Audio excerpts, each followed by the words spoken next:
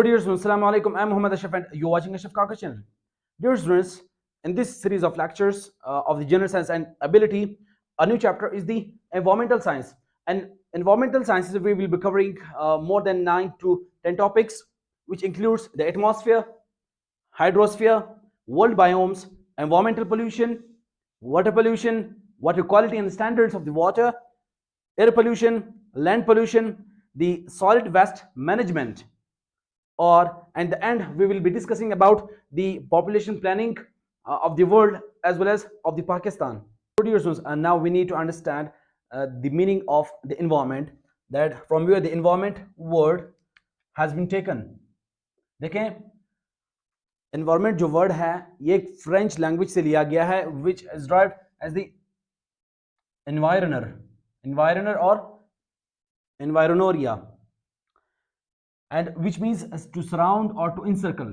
ठीक है, इर्द गिर्द जमा होना और क्राउड करना किसी चीज को. ठीक है, मतलब देखें, एनवायरमेंट अराउंड द अर्थ, जमीन के गिर्द जितने भी माहौलियात हैं, ठीक है, इसने सराउंड किया है अर्थ को. So there are many scholars which have described and defined the environment, but the renowned scholars, the Douglas Holland, they have defined the environment as all extrinsic or external forces which influenced and conditions which affect the life, nature, behavior and the growth, development and maturity of living organisms. ठीक है, Douglas and ऑलैंड ने अपने इस definition में environment का पूरा एक जामे खाका पेश किया है कि एनवायरनमेंट वो है जो एक्सटर्नल, जो बहरूनी वो ताकतें हैं जो इंसान की जिंदगी पर असर अंदाज होती है, और वो कंडीशंस, ठीक है, लाइक फिजिकल कंडीशंस जैसे हवा, ठीक है, एटमॉस्फेयर की जितने भी एक्सटर्नल कंडीशंस हैं, सर्दी, गर्मी, धूप, तारीकी, ठीक है, ये तमाम कंडीशंस हैं विच इफेक्ट, जो इंसान की जिंदगी पर असर करती है, असरअंदाज करती है इंसान की जिंदगी पर, ऑफ द नेचर, इंसान की नेचर को, इंसान की जिंदगी को, इंसान की बिहेवियर को चेंज करती हैं. ठीक है, देखें, आप जिस भी रीजन से ताल्लुक रखते हैं, ठीक है, आप एशियंस हैं, यूरोपियंस हैं, अमेरिकन हैं, ठीक है, आप नॉर्थ हेमिस्फीयर में रहते हैं, आप साउथ हेमिस्फीयर में रहते हैं, आप बिल्कुल इक्वेटर पे रहते हैं, आप कैप्रिकॉन, कैंसर पे रहते हैं, मतलब जमीन की जिस भी साख में रहते हैं, तो उस रीजन का इंसान की बिहेवियर के ऊपर, इंसान की नेचर के ऊपर, ठीक है, इंसान की जिंदगी के ऊपर उसका एक असर पड़ता है. So that's why he has explained वो तमाम जो एक्सटर्नल फोर्सेस हैं, उनकी आबो हवा, उनका नेचर, उनका टेरेन ऑफ द लैंड, उनकी तमाम जो असरात होती हैं एक्सटर्नल, ठीक है, जो बहरूनी ताकतें होती हैं, वो इंसान की जिंदगी, इंसान की फितरत और इंसान के बिहेवियर में, इंसान की मिजाज पर असर करती है. And the growth and development and maturity of living organisms. देखें, आप जिस भी रीजन से ताल्लुक रखते हैं, तो जिस भी रीजन का कोई बंदा हो, वो पता चलता है कि भाई आइदर ही इज अमेरिकन और ही और शी इज अफ्रीकन और एशियंस, और एशियंस माइट बी चाइनीज, ठीक है, मंगोलियंस, द रशियंस, ठीक है, मतलब जो बंदा जिस रीजन से ताल्लुक रखता है, ठीक है, उस एनवायरमेंटल फैक्टर्स की वजह से, एनवायरमेंटल रीजन की वजह से, ठीक है, उसकी इंसान की मिजाज के ऊपर, इंसान की ग्रोथ एंड डेवलपमेंट के ऊपर, इंसान की बिहेवियर के ऊपर एनवायरमेंट का बहुत बड़ा असर है. ठीक है, according to environmental protection act, ठीक है, it was passed in 1986. It said that environmental is the sum total of land, water and air which comprises the non-living things, ठीक है, and called as the abiotic. It can be called as the abiotic environment.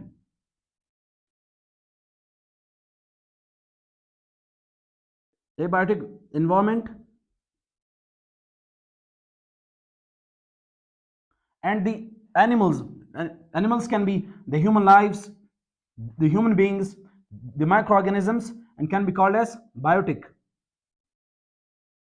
environment.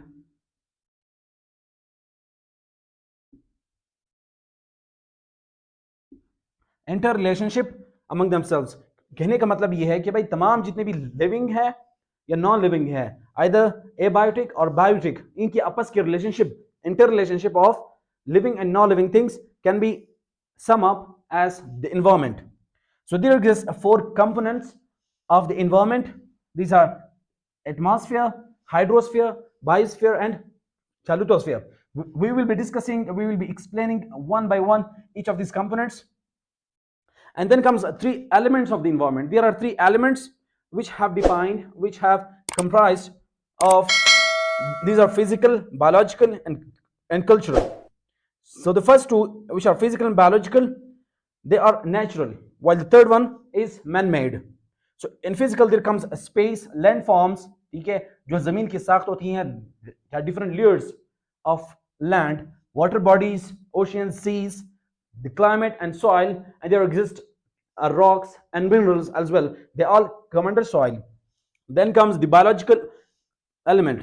Biological element में animals हो, plants हो, microorganisms, जितने में living things है, that can be called as the biological elements. Then comes the cultural elements. देखिए तीन जो major elements हैं वो हैं economic, social, political. ये तीन जो major factors हैं, ठीक है, cultural, which are man-made, and they are made according to the physical elements as well as the biological elements. And now we'll look into the first type of the environment, which is the atmosphere. ठीक है, देखिए atmosphere is a layer of gases which has surrounded the earth. Atmosphere एक gases का मजमुआ है जिसने अर्थ को surround किया है, ठीक है, मुख्तलिफ gases हैं, ठीक है, and there are two types of gases existing in the atmosphere. One is the constant gas and the other is the variable gases. Constant gases वो होती हैं जिनकी concentration हवा में हमेशा constant रहती है, ठीक है, मुंजमद रहती है, वो चेंज नहीं होती अपनी concentration के साथ. क्योंकि देखिए nitrogen which lies of about 78.09% always in the atmosphere, while the oxygen which is of about 20.94%. तो जब भी ऑक्सीजन की कंसंट्रेशन में थोड़ी बहुत चेंजिंग आ जाती है just because of environmental effects, so it again maintain itself. देखें, we get oxygen, the human beings get oxygen or the atmosphere get oxygen with the help of photosynthesis. जब भी सन की एनर्जी प्लांट्स पर पड़ती है, so they exhale or excrete oxygen, ठीक है, by the process of photosynthesis or respiration, ठीक है. जब ऑक्सीजन रिलीज होता है, then human beings and animals they get in or inhale the oxygen while excrete the carbon dioxide. So with this cycle, the concentration of oxygen maintains always in the atmosphere. Then comes the variable gases. Variable gases are those gases which do not maintain its concentration in the atmosphere. These are the nitrous oxide, and then comes the inert gases. Inert gases are those gases which have its valency of 0. These are argon, helium, krypton, and xenon. These are the gases which lies only of about 0.9%, जो कि 1% भी atmosphere के gases में से नहीं है. Then comes the carbon dioxide. Carbon dioxide is remain in the natural way, which is only of about 0.3%. Carbon dioxide हमेशा atmosphere में 0.3% lie करती है, ठीक है, लेकिन just because of the greenhouse effects or the depletion of ozone layer, जो कि ultraviolet rays पड़ती हैं जमीन के सरफेस के ऊपर, जिसकी वजह से वो कार्बन डाइऑक्साइड जो ह्यूमन मेड जो रिसोर्सेज हैं, जिसने कार्बन डाइऑक्साइड का रिलीज करना इंक्रीज कर दिया है, ठीक है. और जब भी कार्बन डाइऑक्साइड का कंसंट्रेशन एटमॉस्फेयर में बढ़ जाता है, जिसकी वजह से फिर स्टॉर्मिंग आती है, क्लाइमेटिक चेंजेस आती हैं, या ग्रीन हाउस इफेक्ट पड़ता है just because of the depletion of ozone layer, ठीक है.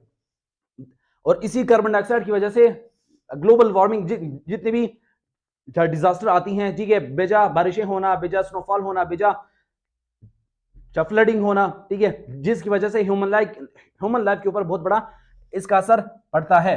तो कार्बन डाइऑक्साइड की कंसंट्रेशन चेंज होती रहती है, लेकिन इसका जो नेचुरल वे है वो लाई करती है 0.3%. तो जब भी 0.3% से बढ़ जाता है, तो इसका मतलब ये है कि there occurs the human activities due to which the concentration of carbon dioxide increased in the atmosphere.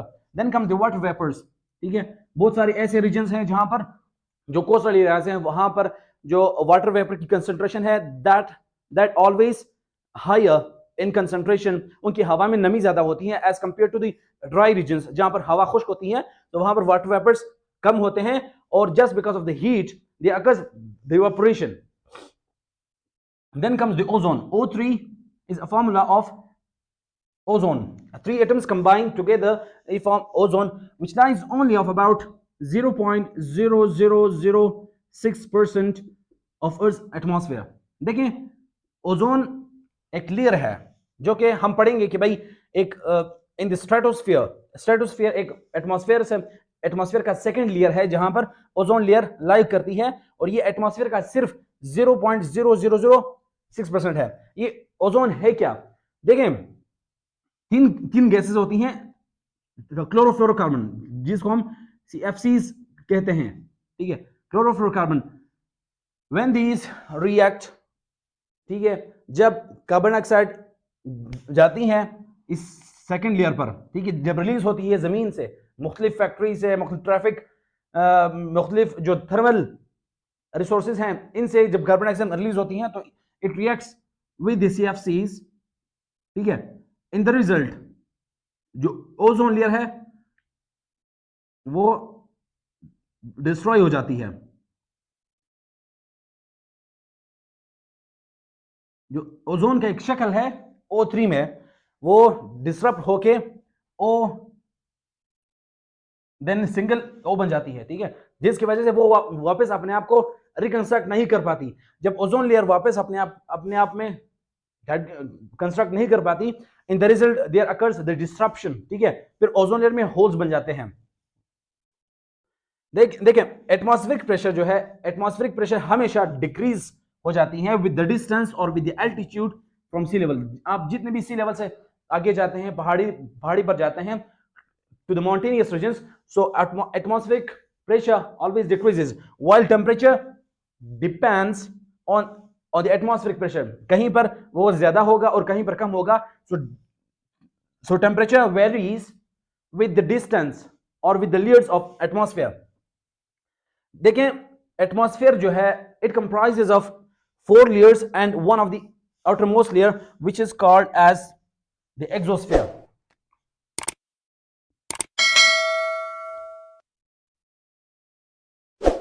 Atmosphere को साइंटिस्ट ने, जो मुख्तलिफ जियोलॉजिस्ट हैं और जो स्टडी करते हैं एनवायरमेंट को, एनवायरमेंटल साइंस को, they have divided the atmosphere into 5 layers. उसमें से जो पहला लेयर है वो है स्ट्रेटोस्फेयर। देखें ये अर्थ सरफेस है, ठीक है, जमीन से 12 किलोमीटर की हाइट पर, एल्टीट्यूड पर, जमीन की सरफेस से लेकर 12 किलोमीटर हाइट पर, this line is called as the troposphere. अच्छा, ट्रोपोस्फेयर में क्या होता है? देखिए ट्रोपोस्फेयर के आप जितना ऊपर जाते हैं जमीन के सतह से, जब आप जितना ऊपर की तरफ जाते हैं, सो टेम्परेचर डिक्रीजेस, और डिक्रीज करती है अप टू -53 डिग्री सेल्सियस, ठीक है। टेम्परेचर हमेशा ट्रोपोस्फेयर की अपर लेयर तक, ठीक है, डिक्रीज होती है। और जितने भी हमारी कमर्शियल एयरक्राफ्ट फ्लाई करती हैं इंटरनली और बिटवीन द कंट्रीज, जब वो फ्लाई करती हैं, so they fly in this region of the troposphere within 12 kilometres. और इसी में ही जो बारिशें होती हैं, जो क्लाउड्स बनती हैं, ठीक है, जो बर्फबारियां होती हैं, वो भी इसी लेयर में ही बनती हैं, ठीक है। Then comes the second layer which is called the stratosphere. लेकिन स्ट्रेटोस्फेयर लाई करती है 12 किलोमीटर से आगे 50 किलोमीटर तक, ठीक है। फिर 12 से आगे मतलब 30 किलोमीटर और ऊपर की तरफ, हाई एल्टीट्यूड की तरफ, फिर सेकंड लेयर आता है which is called as the stratosphere. अच्छा, इसी स्ट्रेटोस्फेयर में हमने पढ़ा कि भाई ओजोन लेयर यहीं पर ही लाई करता है, which is O3, which is only of about 0.00006% of the Earth's atmosphere। अच्छा, इसमें देखें ट्रोपोस्फेयर में टेम्परेचर डिक्रीज हो रहा था, इसमें वापस इंक्रीज हो रहा है। देखिए -53 से वापस 003 पर आ गया एटमॉस्फेयर, तो it means in the second layer the atmosphere increases, so the temperature increases. Then comes the mesosphere।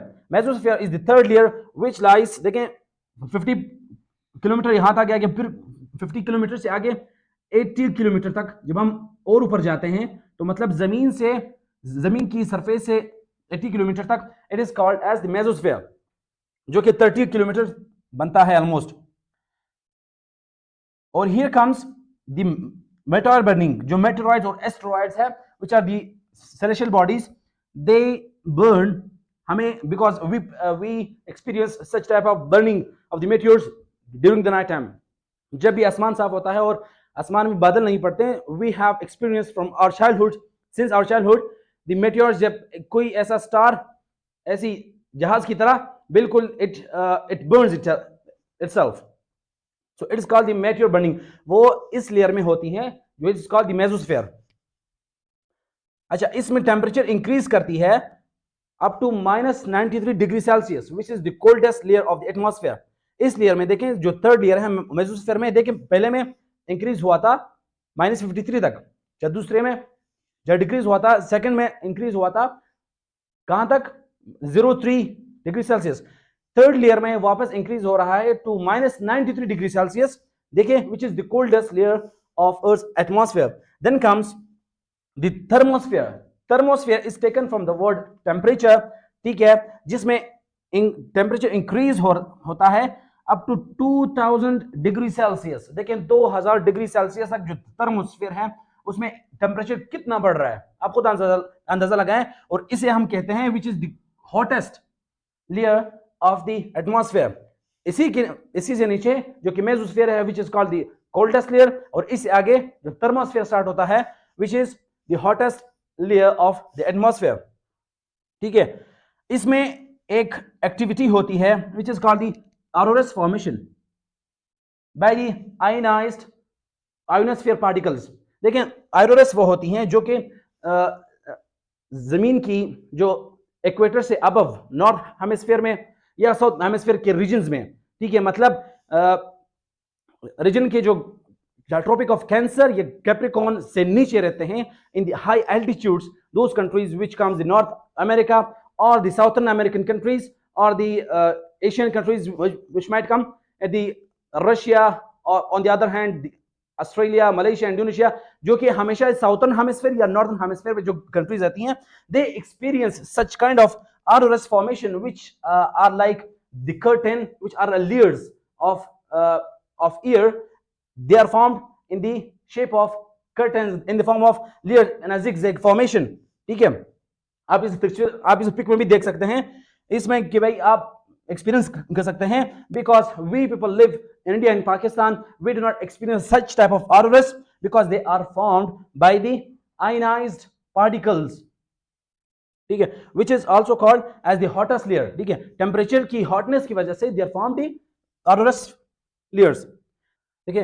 Exosphere is the outer space, ठीक है, ऑफ द एटमॉस्फेयर, ठीक है। अर्थ का एक स्पेस है जिसमें the gravitational force which lies, जो कि जमीन हर चीज अपनी तरफ खींचती है, विच इज ऑफ अबाउट 9.8